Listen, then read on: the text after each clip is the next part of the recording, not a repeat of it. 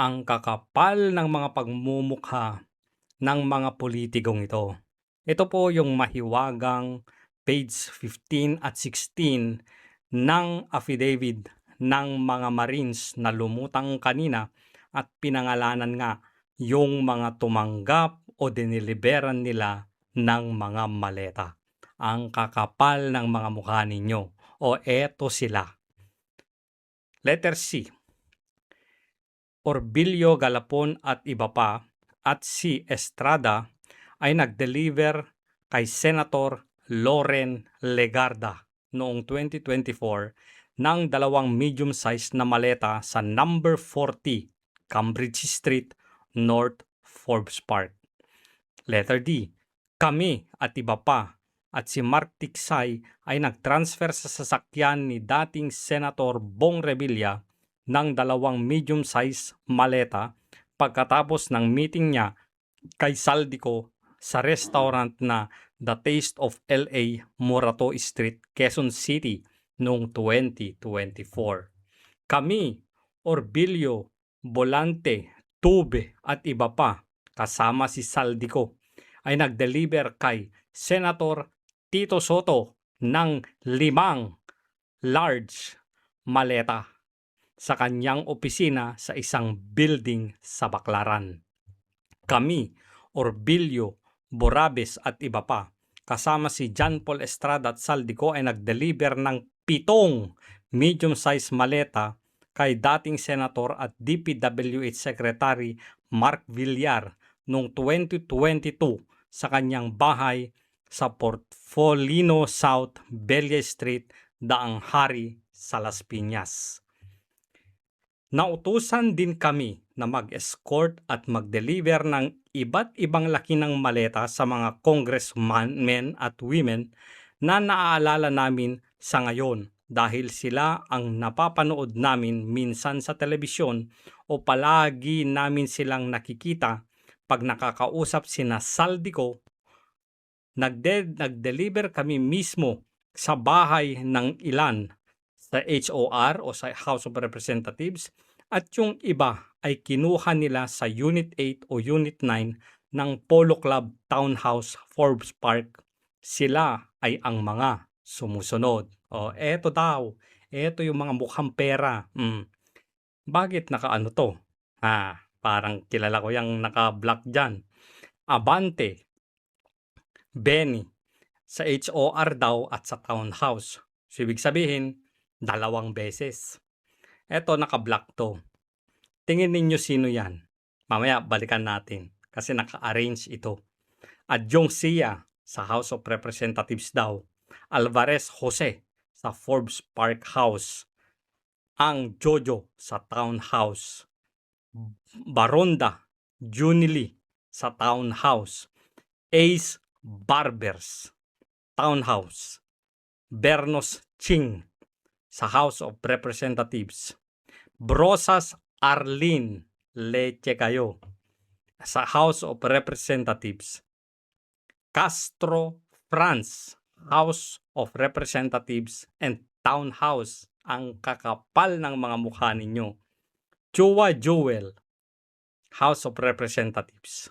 Dalipe Manix sa House of Representatives daw. Dalipe Manix, House of Representatives. De Lima Leila sa Townhouse. Fernandez Dan sa House of Representatives at Townhouse. Mga hinayupak. Next page. Garin Janet, anak ng House of Representatives and Townhouse. Gonzales Dong, Townhouse. Konghon J, House of Representatives and Townhouse. Luistro Jerville, House of Representatives. Manuel Raul, House of Representatives and Townhouse. 2 beses. Marcos Sandro, given na to, Forbes Park House. Ortega Paolo, sa ding maingay, House of Representatives. Paduano Joseph, House of Representatives and Townhouse. Kimbo Estela. Ito yung may picture. House of Representatives, Townhouse, and Residence. Wow, ang dami. Romualdez Martin, Townhouse and Residence. Suarez JJ, House of Representatives and Townhouse. Tulfo Erwin, Green Hills Village and HOR. Punyeta ka, Erwin Tulfo. Kaya pala ang tahi-tahimik ng kapatid mong si Rapi Tulfo. Anak ng hinayupak kayo. Mukhang pera pala kayo. Oh, balikan natin to. Abante Benny, sino yung ano dito? Yung letter B. Kilala ko to. Kasi tignan nyo, may plus dito. Parang hindi nyo makita. Pero may plus dyan. Tingin ko ito, walang iba. Kundi si Akop. Kasi ano to? Alphabetically arranged. Abante Blanc Adjong Alvarez. Akop. Tuloy natin to. Iba pang mga deliveries sa ibang mga opisyal ng pamahalaan.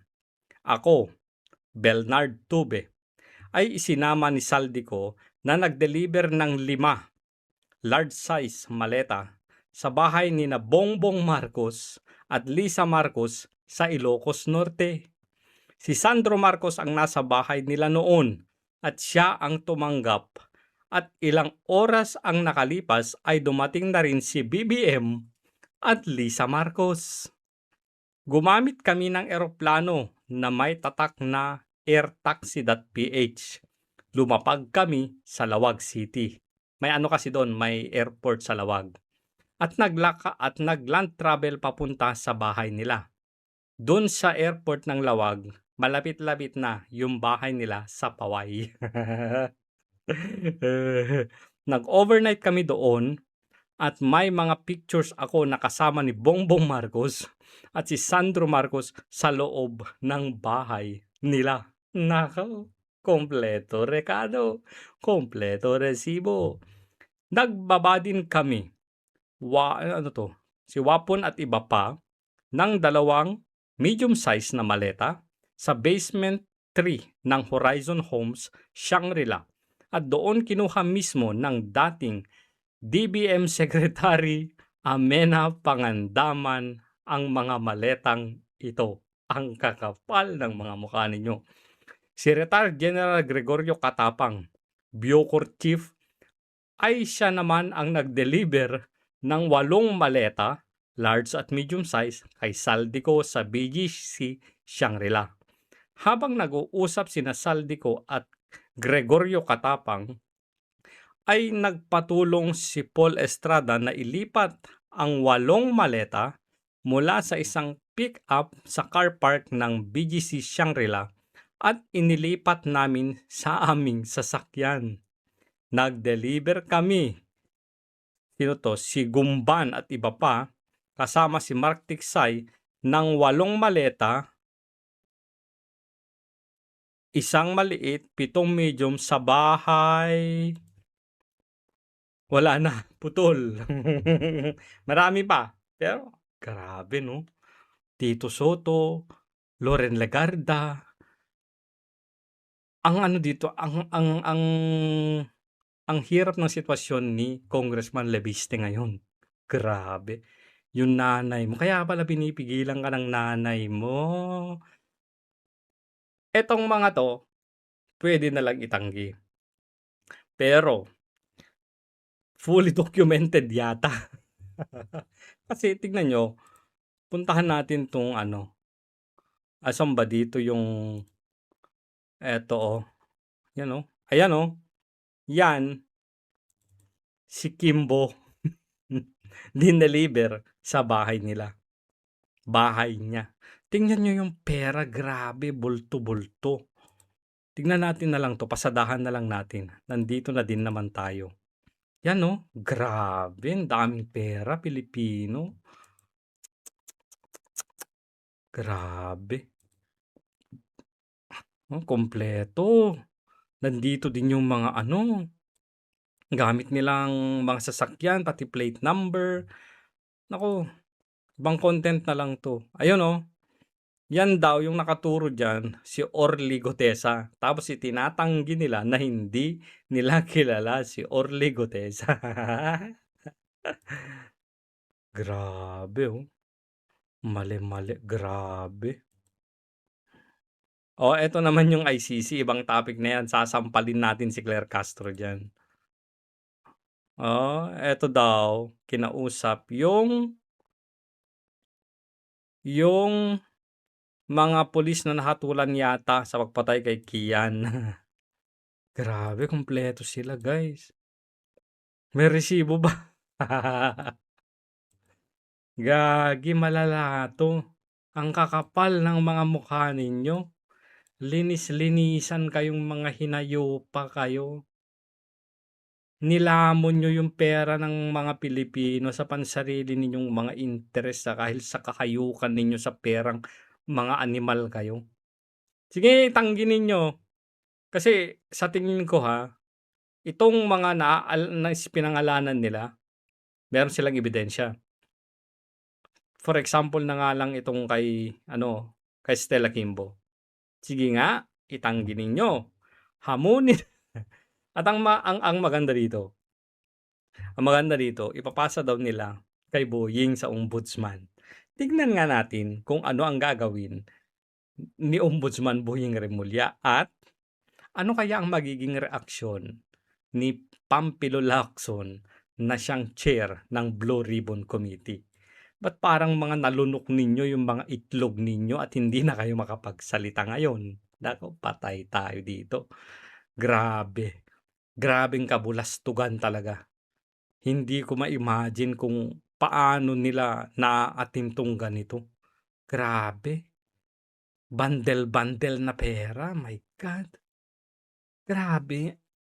Wala akong mahanap na word para i-describe tong mga hinayupak na hinhalang ang kaluluwa ng mga hindi ko alam.